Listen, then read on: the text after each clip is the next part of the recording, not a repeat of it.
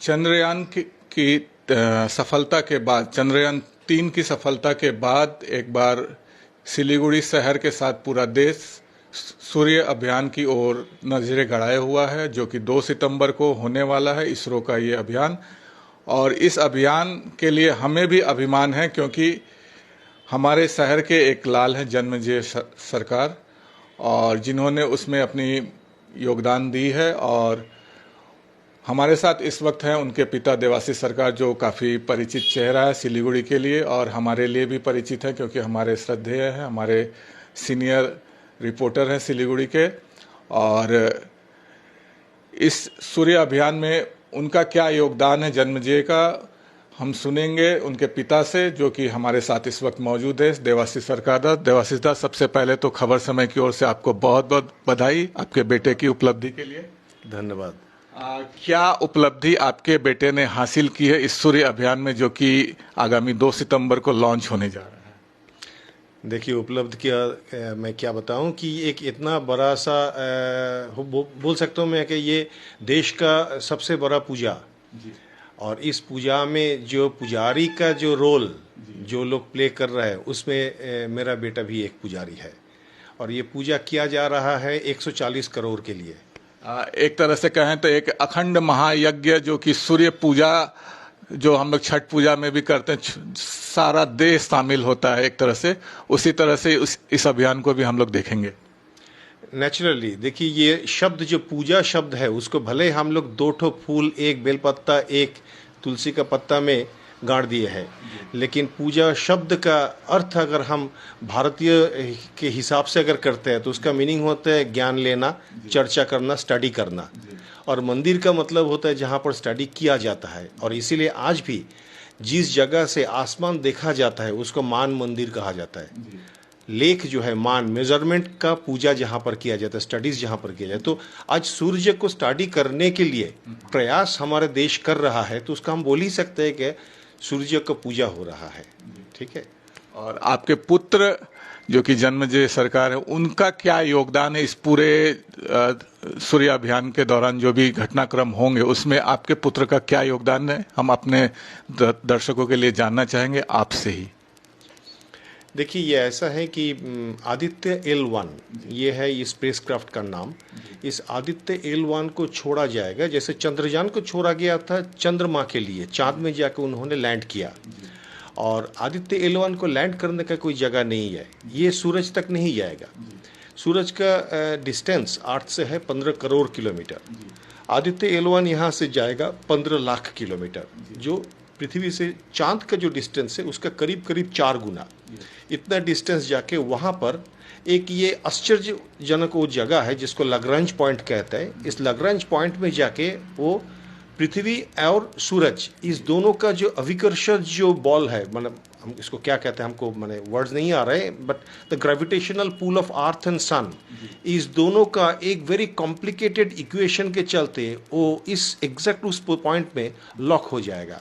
15 lakh kilometre जाके वहां से एक तरफ 24 घंटा वो सूरज को देख पाएगा और एक तरफ 24 घंटा पृथ्वी का जो डे पोर्शन, दिन वाला पोर्शन जो है उसको देखते रहेगा। ठीक है। तो वहां से ये सूरज को स्टडी करेगा एंड पृथ्वी को स्टडी कर, पृथ्वी का अपर एटमॉस्फेयर को स्टडी करेगा। तो ये स्टडी करने के लिए करीब करीब 5-6 बहुत वेरी इंपॉर्टेंट साइंटिफिक गैजेट्स बनाया गया है जो उसमें है, यही को लेके वो जा रहा है। तो उसमें एक है अल्ट्रावायलेट रे को स्टडी करने के लिए, सूरज से जो अल्ट्रावायलेट रे आ रहा है, तो उसमें से उसका क्या चेहरा होगा, उसको उसमें से क्या हो रहा है, उसका अंतर क्या हो रहा है, और डीप इसका साइंस का डीप डिटेल्स जो साइंटिस्ट लोग बोल पाएंगे। तो उसको स्टडी करने के लिए एक सोलर अल्ट्रावायलेट इमेजिंग टेलीस्कोप ये बनाया गया है। और ये 4-5 लड़कों का जो टीम ने बनाया, उस टीम का एक integral part, deep integral part शुरू से ही है मेरा बेटा। तो ये ऐसा नहीं है कि मैं बनाया तो उनको बोला कि आप ले लो, तो ऐसा नहीं होता है। तो इसने पीएचडी कर रहा था तेजपुर सेंट्रल यूनिवर्सिटी से, और इस पीएचडी के लिए इनको आयुका में असाइन किया गया, inter university centre of astronomy and astrophysics, जो पूरे विश्व में बहुत जाने माने हैं ये खगोलीय साइंस के बारे में। तो वहाँ से इनको असाइन किया गया था इसरो में, क्योंकि आयुका का रिस्पॉन्सिबिलिटी था ये सूट बनाने का, सोलर अल्ट्रावायलेट इमेजिंग टेलीस्कोप। तो इनका जो सीनियर साइंटिस्ट जो लोग हैं उनका गाइडेंस में इसरो का फैसिलिटी बेंगलुरु में, जहाँ पर सैटेलाइट तैयार किया जाता है, वहीं पे पिछले 3 साल से ये है और ये बना रहे हैं। तो ये कंप्लीट हो गया। अगले 2 तारीख में ये अपना जगह में रवाना हो जाएंगे। तो संयोग से चंद्रयान का टाइम में भी मैं हरिकोटा में था जब लॉन्च हुआ था। तो इस बार भी इसरो का तरफ से मेरा पास है, तो मैं जा रहा हूँ उसको देखने के लिए। अच्छा, चंद्रयान के टाइम समय, लॉन्चिंग के समय भी आप वहाँ मौजूद थे, और इस बार भी जब आदित्य जो लॉन्च होगा L1, ये उस समय भी आप वहाँ मौजूद होंगे। तो आपकी वापसी के बाद हम आपसे फिर आपका अनुभव जानने की कोशिश करेंगे, लेकिन फिलहाल हम आपसे जानना चाहेंगे कि जब चंद्रयान 3 की लॉन्चिंग हो रहा था उस समय क्या माहौल था वहाँ पर, और कितना टेंस माहौल था, क्योंकि बहुत ही कॉम्प्लिकेटेड मिशन था, क्योंकि एक तो चांद पे जाना और उसमें भी उसके दक्षिणी ध्रुव पे जाना, तो कितना कॉम्प्लिकेटेड था माहौल, कितना टेंस था, और लोगों के मन में, जो वहाँ वैज्ञानिक थे या जो भी लोग देखने आए थे, उनके मन में कैसा माहौल था? भयंकर टेंस था, भयंकर टेंस था।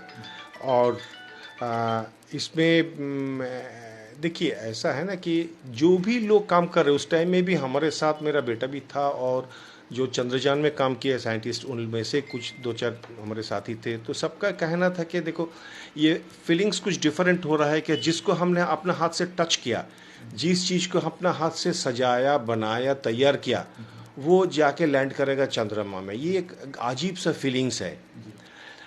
ये तो इमोशनल चीज़ हो गया, लेकिन उसके साथ साथ देखिए ये एक मिशन में इतने सारे चीज़ें जुड़ा हुआ रहता है, कोई भी एक चीज़ खराब हो सकता है, कोई भी एक चीज़ गलत हो सकता है, सारे के सारे किए कर्म जो होगा वो ख़त्म हो जाएगा।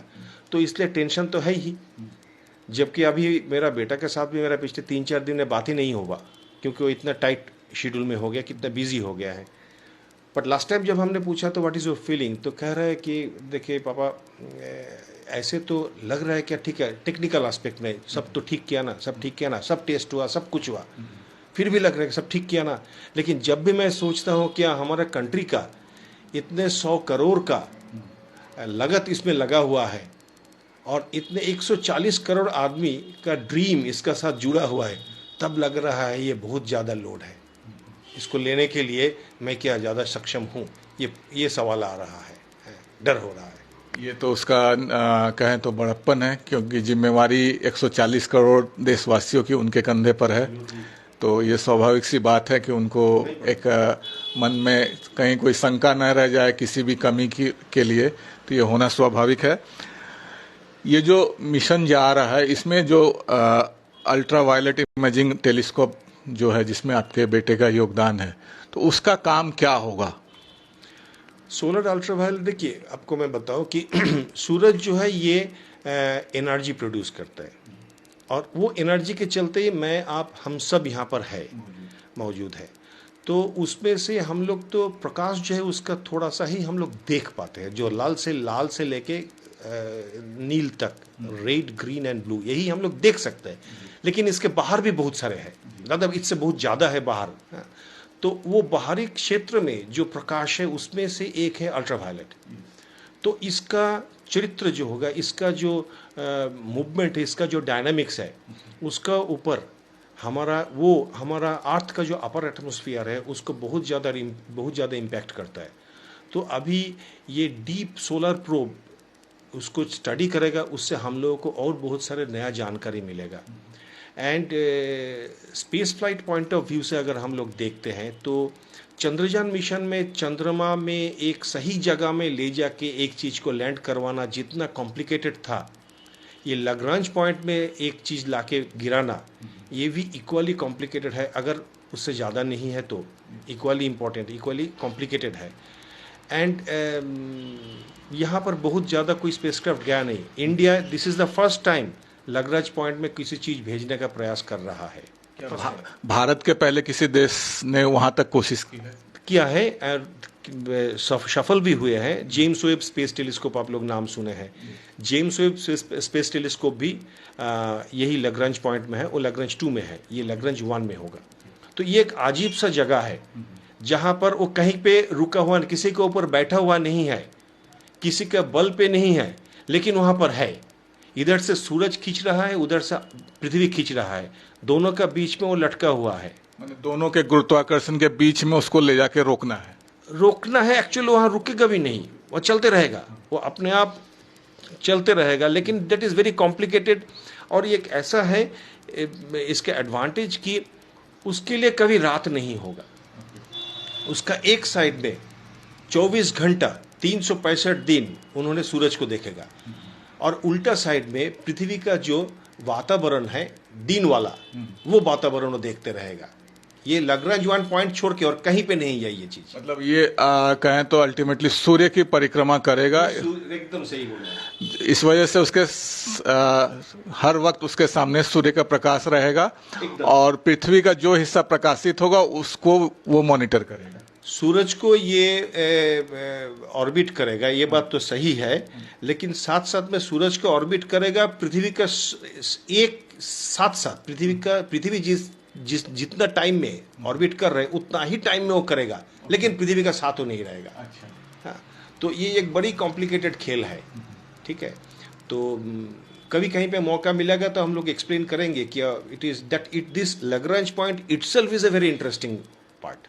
इस पर हम जरूर चर्चा करेंगे जब आप वहाँ से लौट कर आएंगे, और क्या माहौल रहेगा वहाँ का। हम आगे और कुछ भी बात करेंगे आपसे, पूरे घटनाक्रम जो कि 2 सितंबर को होने वाला है। हम अपने दर्शकों को बताना चाहेंगे कि आप sky watchers association of north Bengal के संस्थापक सचिव भी हैं, और इस आपके पुत्र के इस पूरे जर्नी में स्काई वॉचर्स एसोसिएशन का भी कुछ तो योगदान रहा होगा, उसके बारे में भी हम आपसे जानना चाहेंगे। अब क्या बोले, देखिए मेरा बेटा तो पैदाइशी से वो टेलीस्कोप हैंडल कर रहा है, तो ये घर में ये आसमान का तरफ देखने का जो नशा है, ये नशा तो हम ही से उसको मिला था, और इसके चलते पढ़ाई कम और घूमो ज़्यादा, यही था फिलोसॉफी बचपन में हम सबका। और सिर्फ मेरा तो बायोलॉजिकल सन एक है, लेकिन मेरा और भी बहुत सारे बच्चे हैं मेरा क्लब में, तो ये सबके लिए फिलोसॉफी एक ही है कि पढ़ो कम देखो ज़्यादा। हाँ, तो देखते देखते सीखो, तो सीखना है यह अल्टीमेटली। तो वो तुम पढ़ के भी कर सकते हो, देख के भी कर सकते हो, तो देख के सीखो ज़्यादा। तो उसमें ऐसा हुआ था, सन को स्टडी करने का एक इंटरेस्ट मेरा जो पैदा हुआ था 2012 में। एक बड़ा घटना हुआ था 2012 में। सूरज का सामने से ये वीनस जो है, शुक्र, उसको सूरज का मुंह के ऊपर से जाते हुए देखने का नौबत था 12 में। उसके बाद 115 साल के बाद फिर से दिखेगा ये। तो उसको ज़्यादा स्टडी करने के लिए मैंने टारगेट लिया था एक सोलर टेलीस्कोप लाने का, जिससे स्ट्रेट फॉरवर्ड सूरज का जो एक्टिव सरफेस पे डिटेल है, एक्टिविटीज़ है, वो हम लोग देख सकते हैं। तो वो टेलीस्कोप उस टाइम में सरकारी स्तर पे बड़ा बड़ा ऑब्जर्वेटरी में इंडिया में था, लेकिन प्राइवेट किसी के पास था नहीं। तो मैंने बहुत मेहनत से उसका इंडिया का फर्स्ट सोलर टेलीस्कोप हमने मंगवाया था। तो उस टाइम में मेरा बेटा क्लास 8-9 में वो था, और उसके साथ और भी थे। तो लाने के बाद इन सब को सिखाया, और इन लोगों को बोला ये तुम्हारा रिस्पॉन्सिबिलिटी है, अब तुम लोग इससे काम करो। तो वही जो सूरज के ऊपर इन लोग का इंटरेस्ट बढ़ा, तो बड़ा हुआ। तो डिग्री कोर्स करने के बाद इसका इंटरेस्ट हुआ, बोला कि मैं सोलर फिजिक्स पढ़ूंगा, तो सूरज को स्टडी करूंगा। तो पढ़ो, तो उससे पढ़ना स्टार्ट किया, एस्ट्रोफिजिक्स किया, तो फिर पीएचडी भी स्टार्ट कर दिया। तो संजोग से उस टाइम में गवर्नमेंट ऑफ इंडिया के सान लेके प्रोजेक्ट आया, तो उसको बुला लिया गया। तो ऐसे भी एस्ट्रोफिजिक्स में हमारा और भी सारे लड़के बहुत अच्छा कर रहा है। एक है डार्क मैटर के ऊपर पीएचडी कर रहा है, और एक है ओबीएससी कर रहा है, उसका भी टारगेट है एस्ट्रोफिजिक्स करेंगे। तो ये सब तो ये क्लब प्लेटफॉर्म का ही देन है। जो लोग अंतरिक्ष के बारे में जानना चाहते हैं, पढ़ना चाहते हैं, उनके लिए आप क्या मैसेज देना चाहेंगे, और वो अगर जानना या पढ़ना चाहते हैं तो उनको के लिए क्या गाइडेंस रहेगा? इन सिंगल सेंटेंस में बोल सकता हूँ कि एस्ट्रोनॉमी एक इतना बड़ा सा सब्जेक्ट है और अदर ह्यूमन सिविलाइजेशन का सबसे पुराना साइंस है, तो ये इतना बड़ा हो गया कि ये जानने के लिए, पढ़ने के लिए किताब में पढ़ के नहीं होगा। सबसे पहले आसमान की तरफ देखना होगा। सबसे पहले आसमान को ऊपर देखने के इंटरेस्ट अगर डेवलप कर जाएगा तो और कुछ करने का ज़रूरत नहीं है, अपने आप उसको स्टडी आ जाएगा, उसके इंटरेस्ट आ जाएगा, स्टडी करते रहेगा एंड करेगा। ठीक है। और ये क्लब जो है स्वान, देखिए छोटा सा शहर सिलीगुड़ी है, इसमें छोटा सा क्लब है। हम लोग, मैं बहुत प्राउड हूँ किया, साइज के हिसाब से बहुत छोटा ऑर्गेनाइजेशन है, लेकिन रेपुटेशन के हिसाब से एंड इंटरनेशनल प्रेजेंस इसका काफ़ी बोल्ड है। तो उस हिसाब से ये प्लेटफॉर्म के एडवांटेज तो ये लोग एंजॉय कर ही सकता है academically, books, study material, activities, instruments, ये सभी यूज़ कर सकता है। हमारे क्षेत्र में अंतरिक्ष या एस्ट्रोफिजिक्स या मैंने अगर अंतरिक्ष के स्टडी के बारे में बात करें तो क्या अपॉर्चुनिटी है, कहाँ बच्चे पढ़ सकते हैं इसके बारे में, या कुछ है कि या नहीं है, ऐसा कुछ आप अगर बता पाएँ। हम नहीं बोल पाएंगे कि एस्ट्रोफिजिक्स पढ़ेगा तो नौकरी कहाँ मिलेगा या नौकरी में अच्छा सैलरी मिलता है या नहीं, अच्छा नहीं बोल नहीं सकता हूँ। फॉर द स्टडी, ठीक है। और पढ़ने के लिए सबसे पहले तो अपना डिग्री कोर्स, देखिए हर एक डिग्री कोर्स में साइंस और मैथमेटिक्स में एस्ट्रोनॉमी एक सब्जेक्ट रहता है, तो इसलिए अपॉर्चुनिटीज़ तो हर जगह में है। हमारा नॉर्थ बंगाल यूनिवर्सिटी में भी अच्छा लोग हैं, पढ़ाते हैं। ठीक है। और एस्ट्रोफिजिक्स स्पेसिफिकली पढ़ने का भी बहुत सारे इंस्टीट्यूट्स इंडिया में है। इनफैक्ट आयु का जो है ये वर्ल्ड का one of the best astrophysics institutes है, तो इसलिए अपॉर्चुनिटीज़ है। ठीक है। तो खाली हम लोग को सोचना पड़ेगा कि आप फंडामेंटल साइंस जो है, फंडामेंटल साइंस भी साइंस है, इसको भी पढ़ना चाहिए, रदर वही एक्चुअली साइंस है। अंत में जो आदित्य अभियान होने वाला, सूर्य अभियान हम कह रहे हैं उसको, उसके बारे में अंत में कुछ अगर आप कहना चाहें। हमको तो डर हो रहा है, मैं भी बहुत टेंस्ड हूँ, क्योंकि मैंने देखा ये बेंगलोर में जब पिछले 3 साल से ये लोग बना रहा था ना, उस टाइम में मैं भी गया, उन लोगों को देखा कि क्या मेहनत कर रहे हैं ये लोग, और इतने बड़े बड़े साइंटिस्ट, इन लोगों का जो गाइड्स है वो लोग भी कितना मेहनत कर रहे हैं। तो और इसके बावजूद भी हम जानते हैं कि एवरी पॉसिबिलिटी है इसको फेल हो जाने का, हो ही सकता है, इसमें खराबी कुछ है नहीं। लेकिन मेरा आग्रह रहेगा सबके लिए कि एक प्रोजेक्ट का सक्सेस को आप अप्रिशिएट कीजिए, लेकिन साथ साथ याद रखिएगा वो सक्सेस हो चाहे फेलियर हो, उसका पीछे इन बच्चों का जो मेहनत गया है वो मेहनत ही असली चीज़ है, उसको अप्रिशिएट कीजिए। कहें जैसे कि चंद्रयान 2 की विफलता ने हमें चंद्रयान 3 की सफलता दिखाई, तो हम आशा करेंगे कि मिशन सफल हो, आदित्य मिशन सफल हो, लेकिन हमें विफलता के लिए भी तैयार रहना चाहिए। Absolutely, absolutely, be prepared for the worst, expect the hope for the best. और उसके साथ साथ जो मेहनत इन लोगों ने किया है, जो लगन इन लोगों का है, वही है सबसे बड़ा बात। चंद्रयान 2 पार्शियली फेल किया था, लेकिन लगन तो उसमें किसी का कम नहीं था। That should be appreciated.